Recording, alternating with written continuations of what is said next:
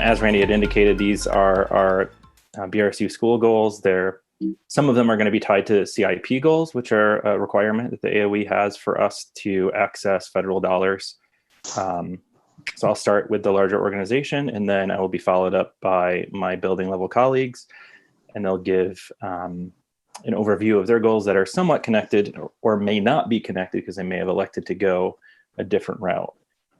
So the BRSU overall organizational goals are in two domains of our educator quality standards. They're in academic proficiency and safe and healthy schools.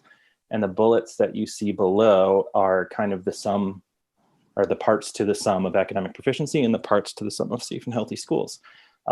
In previous years, we have had personalization as a goal, but this year, just given its, I guess, unusual nature, we've pared it down to two goals, and they are required in these areas. Every school in the state of Vermont has to have an academic proficiency goal and a safe and healthy school goal for continuous improvement purposes. So here is our wordy goal. By the end of the 2020-2021 school year, comprehensive computer adaptive assessment data, so iReady in this case, previously we had been using MAPS, will indicate the consistent implementation of BRSU supported curriculum and instructional models leads to continuous learner growth, as evidenced by 65% of students representing historically marginalized groups achieving grade level average growth in the areas of reading and mathematics. It's a really wordy way to say that our computer adaptive assessments, usually they're nationally normed. So they shoot for about 50% of students hitting their average growth for any particular age. I think it's by biological age. So setting a goal at 65% is actually quite ambitious, where you might think 65% isn't that ambitious. Right now, these numbers are, for our overall student body, are around 45 to 55% reach that goal area. For our historically marginalized groups, so I can further define that as well, that's going to be so low socioeconomic status, that's going to be any kind of racial data that we have. It's really easy to do for the SU because our N size is much larger and we can have an actual population to work with, whereas some of our school level data for historically marginalized groups is really small. Slide, please. So here are some things that we're going to do to address and achieve this goal. So we're really paying attention to our new teacher orientation and mentoring systems this year. This has been kind of interesting because there's been a lot of onboarding, getting people familiar with the systems that we're using to even deliver our education right now. So we have instructional coaches that are working on all of these things with our teachers, as well, our veteran teachers, as well as our newer teachers. We've adopted the iReady instruction piece, which is different than the iReady diagnostic testing system. So it will give our kids a personalized learning path that is generated based on their results on the diagnostic assessment, which they're currently doing this week and the next two after this as well. So our safe and healthy school goal is related to physical environment. It's related to disciplinary data, multi-tiered system of supports. So you can see that we're looking for a 10% reduction of significant incidents reportable to state, and we're going to achieve that through a BRSU district level team with representation from every school. Slide, please. And this is interesting because we don't necessarily have great data from last year, given that our schools were physically closed from March to June. So that, how do we get behavioral data when kids are at a distance other than behavior on virtual learning platforms? So we are focusing this year, as you are all well aware, on relationship safety and trust and establishing those communities at a distance and also in person. So second step is a program that teaches social emotional skills. And we have that present in all of our buildings.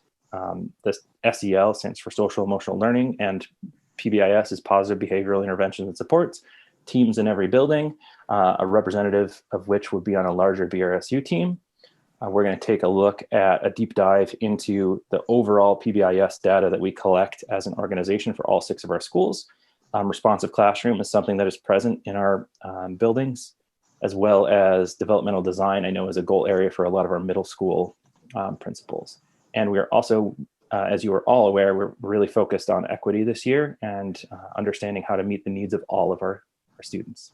Hi, I'm Jen Turner, the principal at Sunderland. And like the other schools, we have an academic proficiency goal and a safe and healthy schools goal.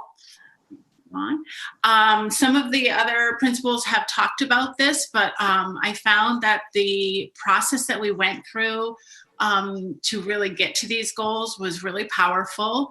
We started with looking at our data and a data inventory and really poring over what we saw over 3 years. And in mathematics, a trend emerged showing fewer students reading growth each year, which obviously was a concern. And then in our office discipline referrals, that's behavior data, the most common behaviors we were seeing were physical aggression, and the second most common was disrespect. From there, we went into the 5 whys that Neil mentioned, and it's a series of questions you go through to kind of determine what you think the root cause is. And in mathematics, it was lack of students exploring and making meaning. And for the behavior data, it was insufficient professional development on developing students' problem solving and self-regulation skills. So from there, we completed the driver diagram, which gets you to the place of action steps, which we'll talk about in a couple slides. Next slide. Here's the baseline data that we're going to be looking to improve. On the left is the mathematics, and you can see that K's growth was very strong from fall to winter last year, but all the rest of them have, well, most of them have room for some significant improvement. And the ODRs, this will be interesting to work with because it was only a portion of our year, but we'll do some fancy math to see about the decrease in the physical aggression and the disrespect that we've been seeing. Next slide. Okay, so our academic goal is about mathematics, and we're going to be looking for a 10% increase in the number of students meeting mathematical growth. We'll be using iReady this year, but we will be comparing to growth from the previous year that was NWEA. So it's not apples to apples, but it's growth nonetheless. And this improvement will be a result of focus on the exploration and making meaning. The action steps that we're going to take are the teachers engaging in professional learning activities to support exploration, making meaning. The instructional coach and I have already talked about this, and you know, we have some ideas about how we can engage teachers in really thinking about each lesson and looking for those opportunities for exploration and making sure they're making meaning as they go. Woo! I don't know. And then also high leverage instructional practices will be hand in hand at those things that we can do for kids so that they are really engaged. Participation, engagement activities, and then even like asking, how do you know, or why is that so? And I will be doing walkthroughs during mathematics instruction to see if I'm seeing evidence of that.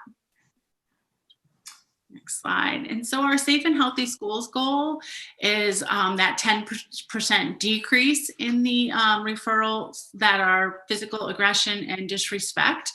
And second step is programming that has been in the school for a couple of years now, but honestly, I don't feel it's being taught with fidelity. And so that's where we're going to focus our attention. And so our action steps, our teachers and staff will engage in professional learning activities to support the second step. They'll increase a connection to second step in the PBIS that we do. And the teachers will be implementing the lessons, and I will be doing the walkthroughs during morning meeting when these lessons are taught.